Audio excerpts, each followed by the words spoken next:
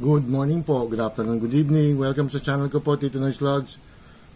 Ayop, nasa mabuti po kayong kalagayan. Grabe, kaliligo ko lang. Nabawisan agad ako, grabe. Sobrang init talaga, yung maalinsangan, grabe.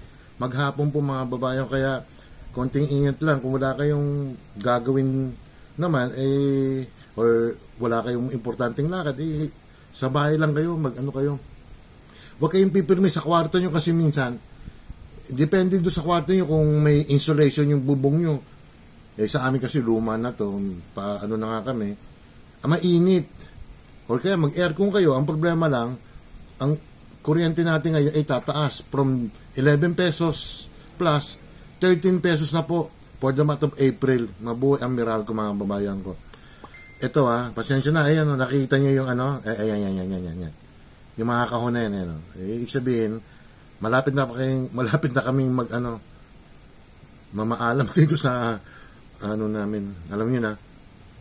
Ito mga babayan ko, grabe yung nangyari sa ano. Ayoko magpakita ng graphics kasi for adults to From 18 above to yung balitang to mga babayan. Doon sa Antipolo nangyari. Grabe. Yung may-ari ng bakery sa Antipolo sa Kupang, 7 ang inano niya. Alam niyo na. Alam niyo dahilan lang? Dahil sa negosyo kasi magkasosyo sila Bali, 8 silang may-ari ng bakery, and then yung suspect, ang ginawa, nag-inuman sila, ayun, isa-isang chinugi nga, alam nyo na yung mga babayan ko. Grabe 7, pero nagtataka ang pulis mga babayan ko kung makakaya ba yung 7? Wala raw galos yung suspect mga kababayan ko. Ang dahilan kasi dito parang gustong angkinin yung mga ibang na biktima niya na tanggalan na siya bilang kasosyo ng bakery. Siguro malakas yung bakery yun. Kasi 8 may-ari mga kababayan ko at saka magkakabang-anak sila mga kababayan ko. Ito yung balita. Tingnan natin yung balita. Antipolo City sa Rizal. Ang suspect, kanilang amo, depensa niya, pinagbantaan umano siyang papatayin, kaya inunahang itumba ang mga tauhan. Sumuko ang suspect pero hindi kumbinsido ang pulisya sa pahayag ng suspect. Nakatutok si Mark Salazar. Hindi siya nahuli, sumuko kasi siguro na konsensya. 7 yung chinugi niya mga babayan ko, grabe. Inunahan niya mga babayan kasi binantaan na siya na lalasingin daw. Ang nangyari, ang nalasing yung 7. Mautak tong suspect na to Bago mag-alas 8 ng umaga. So ilan to ilan? Grabe.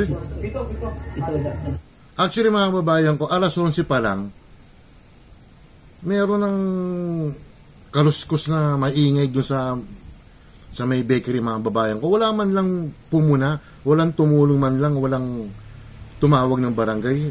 Baka siguro away pamilya lang or what. Wala na. Bandang alas 6, alas 8 ng umaga na lang, na-discover mga babayan ko na yung 7 wala ng buhay. Kaya, ewan ko. Ano na dito? Yung isa sa nandun sa ambulansya. Tumambad sa mga pulis ang karumal-dumal na massacre sa isang panaderya sa Kupang Antipolo City sa Rizal. Grabe. 7 kalalakihang duguan sa saksak at wala ng buhay. 2 sa kanila mga minor de edad. Naku, may minor de edad pa. Calling for help. Yung suspect dito, kung talagang siya ang pinaka-salary mga babayan ko, wala na, habang buhay siya. Sa isang kaso, kasi 40 years yan 7 yun. Siguro wala nang parolya mga babayan, hindi mo ko abogado, pero ang analysis ko, habang buhay na siya mga babayan, kung doon na siya tatanda, at doon na rin siya Since 11 p.m. Yan, Pero nobody hid it. So, nung umaga na lang, nakarating sa mga sitio chairman. Yung mga kapitbahay, iba kasi parang ayaw makialam, mga babae. Pero kung sa ibang lugar rin, siyempre makikiisosyo yan. Wala nakiisosyo Wala man lang, tumawag man lang ng pulis o barangay Yung rescue. Kaya naabutan pa nila na may hininga pa yung Ayun. sa doon na mabawian ng buhay doon sa... Grabe, no? Doon sa rescue, ambulance. Puro panadero ang mga biktima at amo nila mismo ang pumatay sa kanila. Personal na sumuko sa Camp Crame ang suspect, kaya naaresto siya bandang alas 9 ng umaga. Ako po yung sumaksak sa kasama ko sa trabaho. Ilan yung sumaksak? Dito. Grabe. Okay, so ikaw na-arrest ko Bogart, no? Sa salang panaksak sa iyong mga kasama. Patay siya. Patay sa iyong mga kasama. Kasi wala na ako mapuntahan, sir. Kung maglayas naman ako, ganun din naman, mahuhuli ako. Kaya sumuko na lang ako. Pag alis ko doon sa gawaan, pumunta na ako dito sa Crame.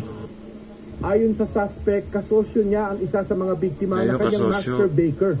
Gusto umano nitong solohin ang bakery. Pinagbantahan kasi nila ako, rinig ko kasi papatayin nila ako gamit yung unan. Parang Inunahan niya talaga mga babayan ko. Galing din pero makukulong ka.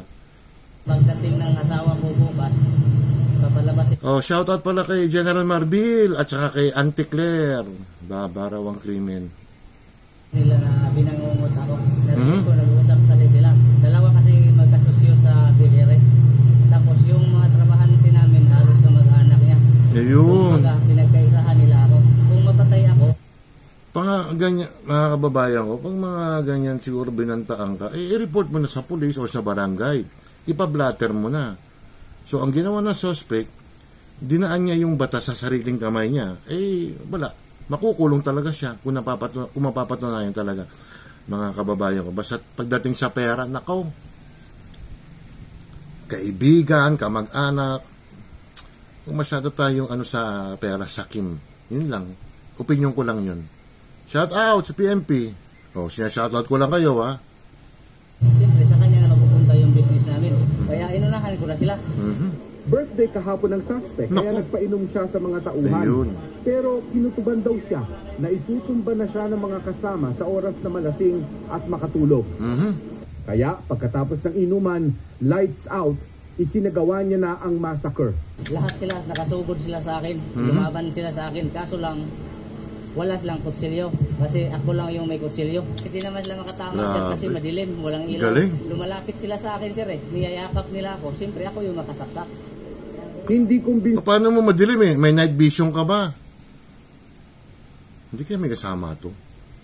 ang pulisya sa kwento ng suspect dahil sa masyadong malalim na galit para sa umano'y mababaw na dahilan. Oo nga. At paanong 7 ang kalaban pero niwala siyang galo. Yun, walang Hindi kami galos. makukontento doon na siya lang yung salarin.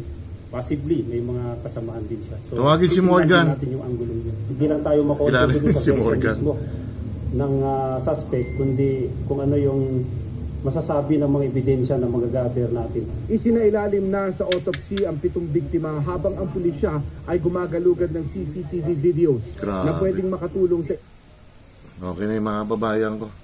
Kaya medyo konting lamig ng ulo lang.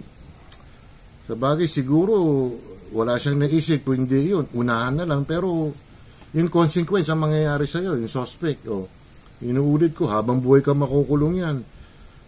40 years kasi bawat kaso yun. Ano pa naman yan, matindi.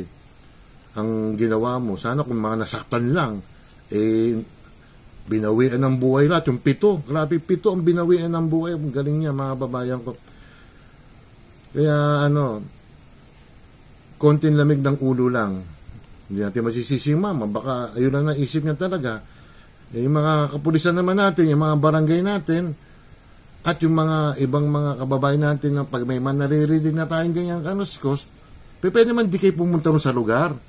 Pwede kayo tumawag sa barangay o sa pulis na lang para ma-report nyo. Siguro kung may nakatawag man lang na barangay o pulis, maaari siguro may makaligtas pa doon sa 7 yun wala.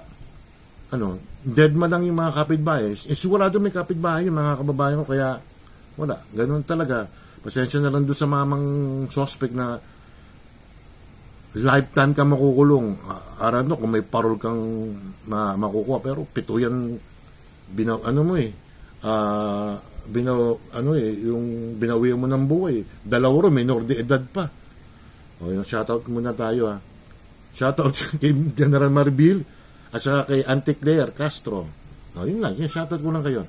Ato Ruby Vlog, si EB OFW Vlogs, Cherry Papoy, si Oxy, si Michi, si Cha, si Tuga Michi, Jane Barona Vlog, si Shinjin Vlog Official, Evelyn Official, si Bib, si ano ba yon, si A Heart Purple, si Dong Revs, mga babayan ko, si Beth Tilapil, si Mirna Alcantara, Kapangok Vlog, Smiley Face, Nanay Eva TV, si Jovan Demotorista, si Kim, si Mayang Vlogs, mga kababayan ko. Sino pa bang nakalimutan ko dyan?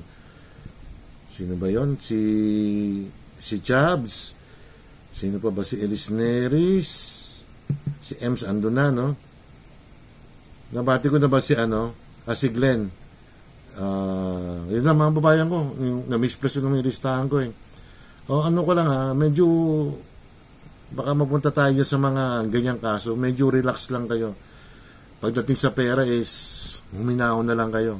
Kasi pera nga yan mga babayan ko eh. Tungkol sa negosyo, syempre tungkol sa pera nga yun. Kaya anong nangyari, inunahan na suspect, kaya habang buhay ka, paki-subscribe lang po at saka paki-like lang po Maraming salamat po doon sa mga nagre-renew at ako naman po ay magre-renew rin sa inyo. At maraming salamat pala doon sa premyo ko.